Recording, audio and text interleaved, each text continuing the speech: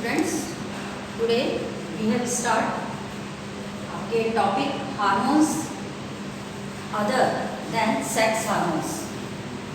Next topic reproductive है। ये दो टॉपिक का हम आज टीच करेंगे और this topic belong to same lesson. Previous videos में हमने पढ़ा था reaching the age of adolescence यानी किशोरावस्था की उम्र। क्लियर? इसमें आपको प्रीवियस वीडियो के अंदर हमने किशोरावस्था यानी एडोसेंस का मीन और आपके इसी वर्ड से रिलेटेड है प्यूबर्टी यानी यौवनारंभ, ये टीच किया था। और आज हम देखेंगे कि इसमें जो आपके सेक्स हार्मोन्स होते हैं उसके अतिरिक्त भी हमारी बॉडी में और कौन कौन से हार्मोन्स जो है प्रेजेंट्स होते हैं और उनके क्या फंक्शंस हैं और हार्मोन्स का आपके ह्यूमन बॉडी की हेल्थ पर क्या इफेक्ट पड़ता है, ये है। और प्रीवियस वीडियो में मैंने आपको सेक्स हार्मोन्स के ज़रिए ही आपके बेबी का सेक्स डिटर्मिनेशंस भी टीच कराया था। आज मैं एक बार और रिपीट कर दूँगी इसको क्योंकि इसमें भी क्वेश्चन आता है, इंपॉर्टेंट क्वेश्चन आता है ये। और अब इसमें आज हम पढ़ेंगे hormones other than sex hormones, फिर बाद में रिप्रोडक्टिव है। अब देखिए इसमें आपके जो प्रीवियस वीडियो में हमने एक तो ये जाना था कि what you means by adolescence and puberty and change the puberty and its function, ये था। Now today we have study, अब आज का हमारा जो टॉपिक है reproductive phase of life in human, how is the sex of baby determines, और इसके अंदर hormones and other sex hormones जो है कैसे वर्क करते हैं, ये है टॉपिक। इसमें एडोसेंस यानी किशोरावस्था में जो भी चेंजेस होते हैं वो सब किसके ऊपर डिपेंड करते हैं, हार्मोन्स के द्वारा। आपके हार्मोन्स उनको नियंत्रित करते हैं। और ये हार्मोन्स क्या होते हैं, सबसे पहले तो आपको हार्मोन्स की डेफिनेशन आनी चाहिए। हार्मोन्स जो है एक केमिकल सब्सटेंस है, एक रासायनिक पदार्थ होते हैं और ये आपके एंडोक्राइन ग्लैंड से सीक्रेट्स किए जाते हैं, आपके अंतःस्रावी ग्रंथियों द्वारा स्त्रावित किए जाते हैं। क्लियर? समझ में आ रहा है? अब इसमें जैसे कि हमने पहले प्रीवियस वीडियो में पढ़ा था कि लड़कों के अंदर जब यौवनारंभ शुरू होता है, प्यूबर्टी होती है, तो टेस्टिस के अंदर, टेस्टिस जो है ये कहलाएगा सेक्स ऑर्गन्स होता है टेस्टिस, इसके अंदर मेल हार्मोन्स सीक्रेट होता है और उस मेल हार्मोन्स का नाम है टेस्टोस्टेरोन। ये ध्यान रखना, इंपॉर्टेंट क्वेश्चन होता है, आता है जरूर, न्यू टाइप में भी आता है और 2 नंबर के क्वेश्चन में भी आ सकता है कि सेक्स हार्मोन्स को डिटरमाइन कीजिए, डिस्क्राइब कीजिए।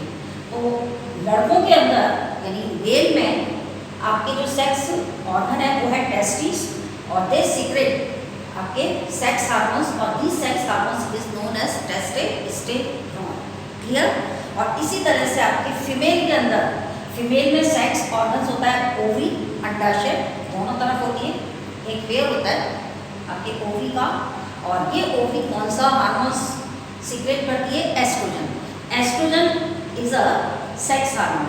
तो both the testosterone and estrogen, ध्यान रखना, आपस में रिपीट कर रहे हैं इसको, testosterone and estrogen. Testosterone secrete male hormones और estrogen secrete female hormone. Estrogen जो होता है आपकी मादा जनन ग्रंथि से स्त्रावित होता है और टेस्टोस्टेरोन हार्मोन्स जो है नर जनन ग्रंथि से स्त्रावित होता है। Both the hormones is known as आपके ये क्या कहलाते हैं, सेक्स हार्मोन्स। ये सेक्स हार्मोन्स कहलाते हैं। अब इन सेक्स हार्मोन्स के अतिरिक्त हमारी बॉडी में और कौन कौन से हार्मोन्स होते हैं। अब एक बात और ध्यान रखना, ये जो दोनों हार्मोन्स है ना, सेक्स हार्मोन्स टेस्टोस्टेरोन और एस्ट्रोजन, इनको स्त्रावित करने के लिए यानी इनको आपके जो लैंगिक जनन अंग है, सेक्स ऑर्गन्स हैं, इनमें से हार्मोन्स का सिक्रेशंस करने के लिए, इनको स्टिमुलेट करने के लिए आपकी कौन सी ग्रंथि रेस्पॉन्सिबल है, पिट्यूटरी ग्लैंड्स। यानी पिट्यूटरी ग्लैंड्स ये वर्क करती है, ये उद्दीपित करती है कि आपके सेक्स हार्मोन्स जो है, इन सेक्स ऑर्गन्स जो है इन हार्मोन्स का सिक्रेशन करें। आ रहा है समझ में मैं क्या कह रही हूँ आपको, कि आपके जो सेक्स ऑर्गन्स जो होते हैं टेस्टिस एंड ओवरी यानी वृषण और अंडाशय, इनके अंदर जो ग्रंथियाँ होती हैं उनसे हार्मोन्स को सिक्रीशन करने के लिए आपके आदेश कौन देता है? Pituitary glands. अब समझ में आ गया होगा आपके। तो ये है। तो अब इसके अतिरिक्त हम और हार्मोन्स पढ़ेंगे। उससे पहले देखो ये जो पिट्यूटरी हार्मोन्स जो है, how does pituitary glands function, ये पिट्यूटरी हार्मोन्स जो है कैसे फंक्शंस करती है, यहाँ पे मैंने एक पूरा आपको बनाया मोनोग्राम। इसमें आप देखिए सबसे पहले पिट्यूटरी ग्लैंड्स जो है, इससे जो हार्मोन्स स्रावित होता है वो आपके जननांगों में, जननांगों से मेरा अभिप्राय है नर में तो वृषण और मादा के अंदर अंडाशय। और नर में वृषण के अंदर कौन सा हार्मोन्स? आपके टेस्टोस्टेरोन, और मादा में एस्ट्रोजन हार्मोन्स। ये जब स्रावित के लिए आपके पीयूष ग्रंथि जो है इनको उद्दीपित करती है तो ये हार्मोन्स स्रावित होते हैं। अब ये स्रावित हार्मोन्स सेकंड फेज में देखिए रुधिर प्रभाव में स्रावित किए जाते हैं, यानी ये सेक्स हार्मोन्स जो है रिलीज इन ब्लड स्ट्रीम, रुधिर प्रवाह के अंदर चले जाते हैं और कहाँ पहुँचते हैं? अपने टारगेट साइट के ऊपर, जहाँ इनको वर्क करना होता है टारगेट साइट पर ये रीच आउट हो जाते हैं। तो sex hormone release in blood stream and reach the target site, यानी रुधिर प्रवाह में स्रावित किए जाते हैं सेक्स हार्मोन्स और शरीर के विभिन्न भागों में यानी लक्ष्य स्थल पर पहुंच जाते हैं। फिर आपके जब पहुंचने के बाद में जैसे आपके टेस्टोस्टेरोन हार्मोन्स टेस्टिस से स्रावित हुआ और ये टेस्टिस के अंदर ही आपकी जो सेल्स होती है उनमें क्या फॉर्मेट करेगा? मेल कैलिक्स यानी शुक्राणु बनाएगा। ऐसे ही ओवरी के अंदर एस्ट्रोजन हार्मोन्स जो है इसका जो मेन फंक्शन से होगा ये क्या करेगा? ओवम फॉर्मेट करेगा। तो इस तरह से आपके ये टेस्टिस में शुक्राणु का बनना, ओवरी के अंदर ओवम का बनना। तो ये क्या होता है? जब ये बनता है तो यौवनारंभ शुरू हो जाता है, यानी आपके कौन सी स्टेज? एंडो सेल्स के बाद में कौन सी स्टेज आती है? प्यूबर्टी की। तो प्यूबर्टी की स्टेज का यानी शरीर के अंदर जो चेंजेस होते हैं वो आपकी किसके ऊपर डिपेंड करते हैं? हार्मोन्स के ऊपर।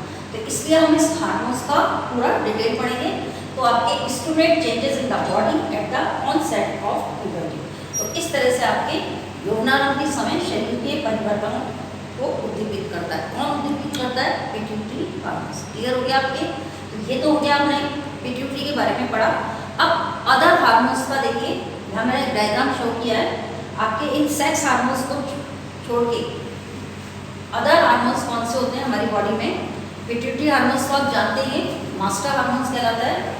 इसी के नीचे आप बिलो दी आपके ब्रेन, इसके नीचे आप उतरोगे तो नेक के अंदर एक हार्मोन्स और होता है, एक ग्लैंड्स होती है। These are known as thyroid glands. इसको हम क्या बोलते हैं? Thyroid glands. और ये कौन सा हार्मोन स्रावित करती है? Thyroid glands thyroxine hormones. आपके थायरोक्सिन हार्मोन स्रावित होता है। फिर थायरोक्सिन हार्मोन्स के बाद में अब देखिए आप नीचे आपके चेस्ट पोर्शन में किडनी आपके पीछे होती है डॉर्सल साइड पर, वर्टिकल कॉलम के दोनों तरफ। तो किडनी के ऊपर एक कैप लाइक स्ट्रक्चर होता है। This cap like structure is known as gland. वो एक ग्लैंड होती है और उस ग्लैंड का नाम है एड्रिनल ग्लैंड्स, अधिवृक्क ग्रंथि। और ये अधिवृक्क ग्रंथि जो है कौन सा हार्मोन स्रावित करती है? आपके एड्रिनलिन हार्मोन्स का सिक्रेशन करती है। इसके बारे में देखो, एड्रिनलिन जो हार्मोन्स होता है, ये एड्रिनलिन हार्मोन्स ब्लड के अंदर आपके सॉल्ट्स की मात्रा को संतुलित करता है, नमक की मात्रा को संतुलित करता है ये।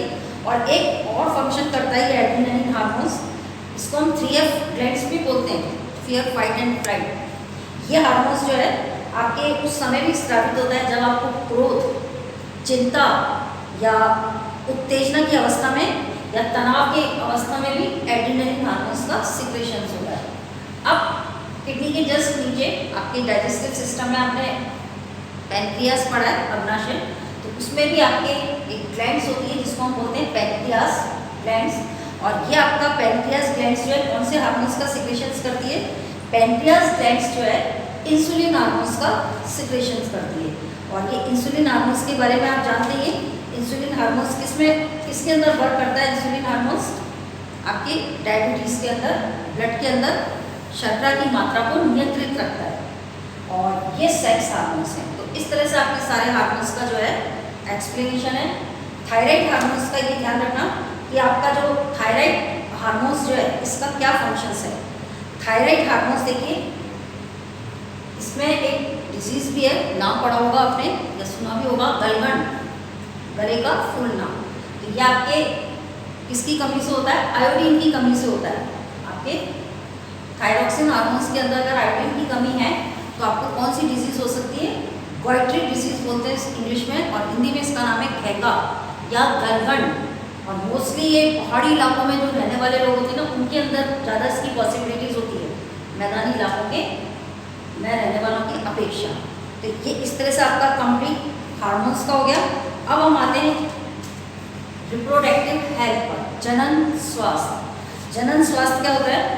ये आप सभी जानते हैं कि व्यक्ति को आपके फिजिकल और मेंटल यानी दोनों से विसंगति मुक्त होने के लिए स्वस्थ रहना बहुत जरूरी है।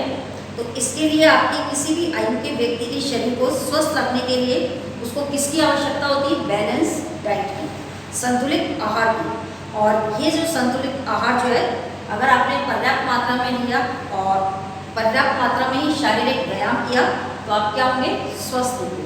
तो स्वस्थ का अगर स्वस्थ होंगे तो इसका इफेक्ट जो है रिप्रोडक्शन पर भी पड़ता है। तो किशोरावस्था में जब शरीर वृद्धि करता है, अब इसकी और बता दूं मैं, जब शरीर वृद्धि करता है तो शरीर वृद्धि करने के लिए अपना जो रेस्पॉन्सिबल हार्मोन्स है वो है पिट्यूटरी हार्मोन्स। और वो पिट्यूटरी हार्मोन्स किससे सीक्रेट्स होता है? पिट्यूटरी ग्लैंड से। तो ये है आपके, तो आपके इसमें वृद्धि करता है। तो वृद्धि करने के लिए आपकी और भी कई बातों की आवश्यकता होती है। इसमें किशोर की पोषक आवश्यकता है सबसे पहले, फिर व्यक्तिगत स्वच्छता, आपके हाइजीन पर्सनल, फिर है शारीरिक व्यायाम बॉडी एक्सरसाइज, और फिर है ड्रग्स का निषेध करें, नशीली दवाओं का निषेध करें। अब सबसे पहले हम इसमें फर्स्ट पॉइंट पर आते हैं आपके रिप्रोडक्टिव हेल्थ के किशोर की पोषक आवश्यकताओं का, कि इसको न्यूट्रिशन कैसा चाहिए होता है? Balance diet. और बैलेंस डाइट किसे कहते हैं? बैलेंस डाइट वो डाइट होती है जिसमें भोजन के अंदर आपके मतलब पर्याप्त मात्रा में प्रोटीन, कार्बोहाइड्रेट, विटामिन, वसा, खनिज लवण इत्यादि आपके जो अवयव है उनका समावेश हो। तो ये आपका क्या कहलाता है? Balance diet. यानी आपका जो मील है, जो खाना है, इंक्लूड उसमें प्रोटीन, कार्बोहाइड्रेट, फैट्स, विटामिन, आपकी जो भी रिक्वायरमेंट्स है उसका प्रोपोर्शनल जो है आपकी पर्याप्त मात्रा में हो। तो this is known as balance diet.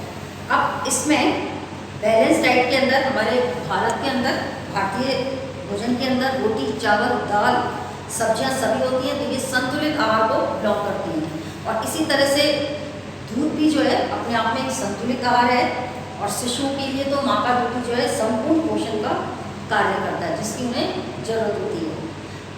एक इसमें संतुलित आहार में एक और है आयरन। ये बहुत जरूरी होता है ब्लड फॉर्मेशन के लिए। आयरन क्या करता है? रुधिर का निर्माण करता है। तो इसमें आयरन के जो मतलब आपके प्रचुर स्रोत जो है, हम कौन से पदार्थ का सेवन करें कि हमें आयरन मिले?